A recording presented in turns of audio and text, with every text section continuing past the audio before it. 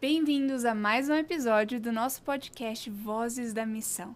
Meu nome é Adela Dutra e hoje eu tenho o prazer de conversar com um missionário que tem dedicado seus últimos 20 anos para a missão. Hoje eu converso com o professor e pastor Moisés Sanches. Tudo bem, professor? Graças a Deus, tudo bem. Professor, começa contando um pouquinho pra gente o que você faz hoje, o seu envolvimento em missão, de leve, porque a gente vai entrar mais a fundo daqui a pouco. Mas conta pra nós o que você faz hoje no NASP. Bom, eu sou professor, trabalho na graduação e em alguns cursos de pós-graduação. Já aí para quase 20 anos no NASP. Sim. Vim para cá em 2002, então tem um tempinho. Tem mais uma função muito importante. Hoje estou no núcleo de missões, Isso. assumindo o núcleo de missões lá do campus de Hortolândia. Isso mesmo. Nós somos colegas de trabalho. Eu atuo aqui em Campos Engenheiro Coelho, o professor Moisés Sanches está ali em Hortolândia. E professor, faz quanto tempo que você participa de missão? Isso é uma pergunta difícil, porque depende de que recorte a gente está fazendo de missão. Envolvido com programas missionários da igreja, eu estou quase a vida inteira, por conta de ser filho de pastor, e a gente está sempre envolvido com processos dessa natureza. Mas, particularmente, me dedicando um pouco mais de perto, desde que eu vim para o NASP, um pouquinho antes já, mas principalmente depois que eu vim para o NASP, passei a me dedicar a esses programas de extensão, programas de missões locais ou missões que a gente faça fora do ambiente do NASP ou fora do ambiente do país, inclusive. Sim. E nós sabemos que você é professor, você leciona em quais cursos hoje? Depois da pandemia, em todos, por conta das mega class, mas especificamente no meu campus, eu leciono para administração, sistemas de informação, ciência da computação, curso de pedagogia, curso de publicidade e propaganda e educação física. E as matérias são? As matérias são variadas, sim. A gente leciona desde matérias religiosas até matérias técnicas. Agora, com a chegada do curso de medicina, também algumas matérias religiosas lá no curso de medicina. Sim. E ainda dá tempo de incluir um pouco de missão nisso tudo? Costumo dizer para meus alunos, o que vocês fazem da meia-noite às 6? Claro. Na realidade, missão, a gente se envolve se quiser. Sempre tem tempo livre para um monte de coisas. A gente separar tempo para algo que seja importante é uma escolha nossa. E missão, às vezes, a gente coloca numa caixinha que não é bem o que ela é, né? Missão é um estilo de vida, não é uma atividade, né? Nós somos como cristãos, nós somos missionários, não é mesmo? Até porque se você considerar que missão começa em primeiro lugar na sua casa, com as pessoas com você convive, depois ultrapassa pelos seus próprios alunos, porque todos eles têm seus dramas, suas histórias, seus desafios. E uma parte da missão é atender a tudo isso, estar disponível para tudo isso. E o restante é o que a gente pode fazer com aquilo que aprende ou com aquilo que a gente desenvolve profissionalmente, compartilhando com outros em outros lugares. E servindo de diversas formas, né, professor? Conta um pouquinho sobre a atividade missionária no campus Hortolândia. Na realidade, assim, tem recortes, né? No sentido mais próximo do que você conhece como missão hoje, nesse desenho do núcleo de missões, a gente está falando de algo que começa ali por volta de 2016, 2015, ainda na fase do pastor Jetro, que foi quem reativou esse foco aí mais forte para missões naquela época, com a escola de missões, mas sem um núcleo estruturado, uma iniciativa da pastoral voltada para os alunos. Depois, na sequência disso, a gente começa a estruturar um desenho mais oficial de missões na época do pastor Wanderson, com um núcleo, com um lugar específico. E aí a gente realiza a primeira mission trip no sentido mais oficial. Dentro do desenho já haviam tido outras missões, como a missão Bolívia na época do pastor Jetro, ou na Amazônia, no grupo da ETAM, lá no início dele. E na sequência disso vem a pandemia, então a gente tem uma pausa nesse processo, todos nós, né? Todos nós, e ele foi retomado ano passado com o Rafinha, com o Rafael, retomando o processo do núcleo de missões, e aí ele agora foi transferido para a APAC, e a gente recomeça esse ano outra vez com um núcleo, com um grupo novo e reativando essa estrutura para as missões no NASP. Mas antes de tudo isso, a gente já tinha projetos de missões numa ligação lá, acontece uma parceria interessante com a igreja do campus. Então, a nível de parceria escola e igreja, a gente já tem missões que remontam aí a próximo de 15, 16 anos, em projetos locais, principalmente. Uma missão que foi feita à época para a África, junto com o Felipe Tonasso, num dos desenhos aí de projetos missionários da igreja local. Então, é um processo que se desenvolve aí bastante rotineiramente, eu diria, no campus, nos últimos 20 anos. Então, a atividade do Núcleo de Missões tem uma parceria muito forte com a igreja e vocês organizam os Mission Trips que saem do campus Hortolândia. Sim. Que legal. Hoje a gente tem Mission Trips que acontecem exclusivamente pela igreja, ou exclusivamente pelo campus, ou em parceria com os dois, a depender do foco. Quando a gente tem um foco mais voltado para o evangelismo, são missões que normalmente a gente puxa mais o povo da igreja. Sim. Quando são missões de voluntariado ou missões humanitárias, elas acontecem de forma mista ou diretamente pelo campus. E eu sou um aluno, então, vamos fazer de conta que eu sou um aluno no campus Hortolândia e eu quero participar de missão. O que eu devo fazer? Primeira coisa, entra lá no site do Núcleo de Missões. Sim. Lá você vai ter sempre o anúncio Qual das que é o missões que site? estão ocorrendo. Passa pra gente. High7.life. Tá. HI7. A gente vai colocar ali no comentário do vídeo. Esse é o acesso direto para você encontrar as missões locais, ou seja, todos os nossos projetos de extensão. Hoje são pela pastoral, deve ter aproximadamente 15 ou 16 projetos locais de extensão que acontecem em paralelo em instituições ou lugares. Seria o que a gente chama aqui do nosso Atos 29. Isso, exatamente. Sim. O mesmo desenho que aqui vocês têm do Sim. Atos 29, a gente tem lá dentro da pastoral como os projetos de extensão. E as missões que acontecem como Mission Trips, elas estão disponíveis sempre no site, com as indicações de local, as instruções todas por lá. Esse é o primeiro local para começar. E lá dá para entrar em contato com o Núcleo de Missões também, através do site. Lá você consegue entrar em contato com o Núcleo de Missões, tem o nosso WhatsApp lá, tem os contatos por e-mail, tem o lugar onde você se inscreve para...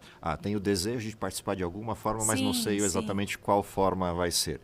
Se inscreve na forma geral e você vai receber contato para algum dos projetos. E se eu não sou aluno, eu posso participar também das missões organizadas? Sim, nós temos várias pessoas que da comunidade, alguns até de fora da região nossa, que descobrem o site ou descobrem que tem missões e se inscrevem e vão participar conosco.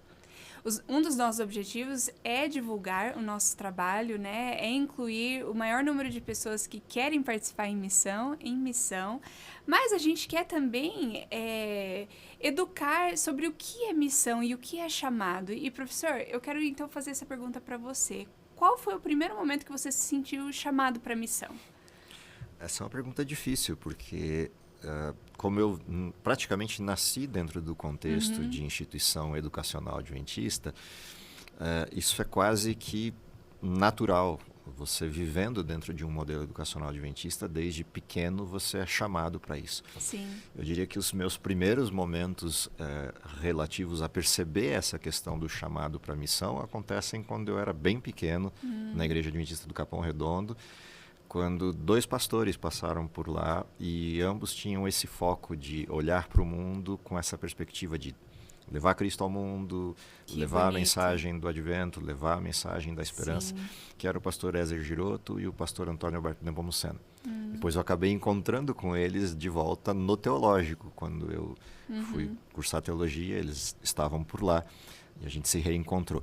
Mas eu diria que a primeira noção de chamado acontece ali. Dali para frente é só a evolução desse processo com micro chamados em áreas diferentes. E é Deus, né, usando pessoas para conversar com a gente, para mostrar, amolecendo o nosso coração e assim vai, né? Durante todos esses anos, professor, existe um projeto missionário que roubou teu coração, que tem um carinho especial? Eu diria que tem dois. Em circunstâncias diferentes. Um deles é uma missão quase que pessoal, que é um trabalho que é um mix de um trabalho missionário e, ao mesmo tempo, um trabalho de envolvimento e engajamento de jovens, que chama Encontro de Jovens com Cristo, EJC. Sim. A gente começou com isso numa das versões, há vários EJCs no Brasil, mas a gente começou em uma dessas versões, Pastor Braga, eu, Pastor Marenos, lá em 2006. E a partir daí isso foi se espalhando por vários lugares e cidades do Brasil e em alguns lugares fora do Brasil, como Paraguai, Chile. E isso se tornou um projeto pessoal. Todo ano tem aí 10, 12 programas de EJC em lugares diferentes. Que legal. Que já ultrapassam mais de 6, 7 mil jovens hoje envolvidos com EJC. Que coisa linda. Então esse é um projeto que envolve você levar Cristo para pessoas que dificilmente teriam a condição ou a situação de entrar num convívio como o nosso, seja de instituição ou de igreja. Não, eu conheço pessoas que são fruto desse projeto. Sim. E hoje, agora, algumas semanas atrás, conheci um pastor que foi enganado para ir. Falaram que ele estava indo numa conferência de tecnologia e ele foi e ele estava no mundo das drogas, ele, assim, completamente perdido na vida foi e hoje é pastor da igreja. Então, imagina. Então, esse é um projeto de missão com o qual eu estou envolvido desde Fortíssimo. 2006. Então, é um bom tempo aí, já vai quase 20 anos, 19 anos. Desse projeto derivam outros, que são EJC em Missão e alguns projetos de missão, como Mission Trips. Por exemplo, a gente, por conta do EJC que abriu no Chile há 10 anos atrás, a gente começou a levar missões humanitárias para o Chile, missões de voluntariado ou missões de Caleb, Sim. de brasileiros para o Chile. Sim. E isso foi um projeto interessante de abertura de campo missionário e que tem sido aí com regularidade um lugar para onde eu tenho ido bastante em função disso. E, em paralelo, as Mission Trips, que aí é um outro mundo, é um outro universo de missões interessantes de se participar e esse mais próximo aí da nossa realidade de campo universitário, que é uma experiência também fantástica. Ah, eu imagino. Professor, você tem muita experiência no campo missionário. O que você diria para um missionário que decidiu ir para a missão, mas agora ele se deparou com as dificuldades da missão e ele está desanimado? O que você diria para esse missionário? Quando você me faz essa pergunta, isso me soa o sujeito que foi para uma missão de um prazo um pouco maior. Pode até ser, sim. Porque o que vai para uma missão de curto prazo não dá tempo Não dá de nem passar tempo, por esse né? processo. Pode ser que passe por processo entre as missões. Sim, mas sim. na missão em si, exceto pela saudade de casa ou alguma situação muito específica, o tempo é curto. 10, 15 dias não chega a passar por uma situação tão grave assim. Mas quem está num processo um pouco mais longo, 2 meses, 4 meses, 6 meses, duas coisas costumam acontecer, né? Uma delas é o choque de realidades, né? Você tem uma diferença tão grande de realidade cultural ou estrutural que isso provoca algum tipo de vácuo que te leva a um desânimo. E normalmente esse desânimo ligado ao resultado que você esperava. Então eu diria assim... São muitas expectativas, né, que a gente coloca em cima. É verdade. O fato de você colocar esse monte de expectativas te faz olhar para o lugar errado. O resultado das missões, via de regra, se percebe no micro e não no macro. Nossa, isso é tão importante. E talvez essa seja a primeira grande lição para quem está em um processo de missão. Ou seja, você conseguir enxergar nos detalhes, nas coisas pequenas, como as situações mudam a partir da tua disposição de se colocar nas mãos de Deus para atuação em um programa. É a seja ele mudança de do missão, 1%, exatamente. Né? De cada vez. Porque a gente tem, às vezes, uma falsa expectativa de que a gente vai mudar o mundo. Quando, na realidade, a gente vai criar um grãozinho de areia, um degrau pequenininho, que outros vão chegar e complementar ao longo do tempo. Exatamente. E essa abertura inicial dos processos, ela costuma ser muito mais lenta do que depois quem colhe na sequência. Com certeza. Então, isso desanima muita gente, porque ele está olhando para o lugar errado. Eu diria, começa a observar as pequenas mudanças que, se você não tivesse passado por ali, jamais aconteceriam.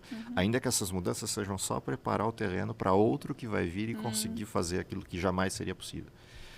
A segunda é perceber como Deus atua, te protegendo ou te cuidando em pequenos detalhes. Coisas triviais, às vezes coisas muito fantásticas, mas às vezes coisas triviais, que se não fosse a mão dele não se resolveriam. Amém. Acho que esse é o primeiro lugar. A segunda questão é joelho no chão. Não Missão dá não pra fugir funciona. disso, né? Missão Não não dá. funciona se você não tiver o tempo inteiro dependência dele. Então, uma parte desse ânimo é recobrado quando a gente volta a depender dele e depender, de novo, nas pequenas coisas. Nas pequenas Nas coisas. triviais. Até nas conversas triviais. Eu tenho um amigo, não tem a ver com missão, tem a ver com essa percepção da dependência de Deus. Uma vez ele me fez essa pergunta: como é que a gente desenvolve um desenho de relacionamento com Deus que seja efetivo e diário, completo? Porque às vezes a gente pensa nas coisas Nossa, macro, essa é a né? grande questão, né, da vida. E aí eu brinquei com ele assim, falou: para quem você perguntou que gravata você ia pôr antes de sair de casa? Nossa. acho que esse é um detalhe importante para quem está sozinho num campo missionário. É desenvolver esse nível de amizade com Deus para as coisas triviais. Sim. Deus, tá bom o chá? Aham. Que roupa eu ponho hoje? Tô bonito? Tô feio? Essas coisas do relacionamento diário com Deus ajudam quem está vivendo exatamente esses altos e baixos do processo. É caminhar com Deus, né? Isso. Caminhar com Deus. Professor, a gente está caminhando para o final e eu tenho mais uma pergunta para você. O que você acha que foi a grande diferença que missão fez na tua vida? Se eu tivesse que resumir em 2 coisas, a primeira delas, dependência de Deus. Se aprender a depender de Deus em qualquer situação e em qualquer mesmo. E a segunda é a possibilidade, no caso meu específico, do contato com pessoas. Eu sou um sujeito das 4 paredes, né? Aquele sujeito originário da TI, aquele sujeito que fecha a porta, liga o ar-condicionado e o computador. Esse é o conforto, Ou seja, então. você sair da zona de conforto e se envolver com pessoas, aprender a lidar com pessoas e crescer com elas, esse para mim é um dos grandes momentos do processo missão. Principalmente por você ver o quanto você pode ajudar alguém e você jamais imaginaria isso fosse possível. Talvez a forma de demonstrar isso sejam 2 historinhas pequenas. Uma de uma das missões e outra do dia a dia fora de missão. Do dia de missão. O ano passado, essa história. A gente estava indo para a Missão Chile, descemos do ônibus do NASP lá no aeroporto de São Paulo, no aeroporto de Guarulhos. Como tinha toda aquela galera nova, que nunca tinha viajado, alguns adolescentes, falei, eu vou ajudar todo esse povo com check-in, com malas, com essas coisas todas, e pedi para um colega que tinha ido comigo, falou, você cuida da minha valise, eu estava com uma mochila dessas de computador, falei, você cuida dela, tem rodinhas, aqui está minha vida, por favor, cuide disso, eu vou cuidar do despacho de todo mundo, quando tiver tudo, aí eu volto para pegar as minhas malas e para fazer o meu check-in, meu despacho. E deixei com ele. Nos reunimos todos no saguão, porque todo mundo foi subindo as escadas rolantes. Paramos ali, aí fui levando o pessoal para o check-in. Fizemos o check-in, chegou a minha hora, eu virei para ele e falei, agora, por favor, me dá minha bolsa, que eu preciso fazer o meu check-in, pegar meus passaportes, minhas coisas. Já até imagino. A pergunta é, que bolsa? Aí ele lembrou que eu tinha dado a bolsa. E que quando a gente reuniu todo mundo no saguão, lá no Terminal 2 do aeroporto de Guarulhos, quem já foi lá sabe do que eu estou falando, ele tinha deixado a bolsa ali. A gente levou todas as malas, minha bolsa ficou ali. Aproximadamente 45 minutos. Uma valise de computador. Depois posso até compartilhar a foto, você põe aí disponível no podcast, a foto da bolsa lá. Ficou ali 45 minutos parada no saguão de um aeroporto lotado como Guarulhos. E a gente voltou correndo lá. E a bolsa estava lá, parada, do jeitinho que foi deixada, e as pessoas só circulando em volta. Isso é o que a gente chama de dependência nas pequenas coisas. Segunda questão, essa fora de um desenho de missão. Há um tempo atrás, um casal de amigos veio se casar aqui no Brasil. Organizei para eles a saída deles depois para a lua de mel. E fomos alugar um carro. Sabe aquelas coisas que dá tudo errado? Sim. Chega atrasado, etc. Perdeu a reserva, deu baixa na reserva e saindo para a lua de mel. Nisso encontramos no guichê da locadora uma moça. Essa moça estava ali, ela viu a situação, falou, eu vou tentar ajudar vocês de algum jeito. E fez todas as situações possíveis, o fato é, saímos de lá com o carro, os 2 saíram de viagem, tudo certo. Quando a gente estava para se despedir, eu estava para entrar no meu carro, alguma coisa bateu, um estalo assim, falou, eu vou voltar lá. Voltei, falei com essa moça, falei, me dá o seu contato depois, eu vou te mandar um pedaço de bolo do casamento para te agradecer. Forma de dizer, ela falou, ok, passou o WhatsApp dela, chegou em casa, eu mandei um WhatsApp dela, falei, me manda o seu dado de Pix, vou te mandar. Mas como não precisa, eu só ajudei vocês. Falei, não, me manda, eu vou mandar um presente de agradecimento para vocês. Mandei o presente. Ela, quando recebeu o Pix, imediatamente ela me ligou chorando. Falou, você não tem ideia, estava imaginando uma coisa, mas você não tem ideia do que você acabou de fazer. O valor que você mandou é o valor que eu preciso para cobrir a minha casa.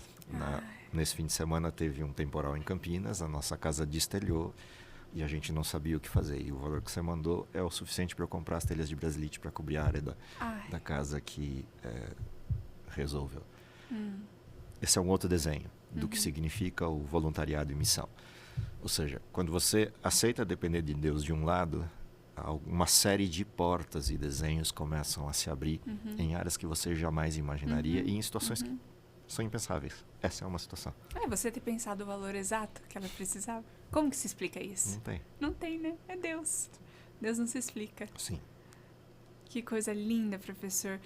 Muito obrigado por dividir sua experiência com a gente. Experiências enriquecem a nossa vida e nos motivam. E é por isso que a gente está fazendo isso. A gente temos essas conversas, porque a gente quer enriquecer a vida dos nossos missionários. A gente quer motivar mais e mais pessoas a terem a coragem de sair em missão e dedicar a sua vida em missão, porque vale muito a pena, não é, professor? Sim, vale. A gente é testemunha disso, que vale a pena. Queridos, muito obrigado por estar com a gente para mais um episódio e nos vemos até logo.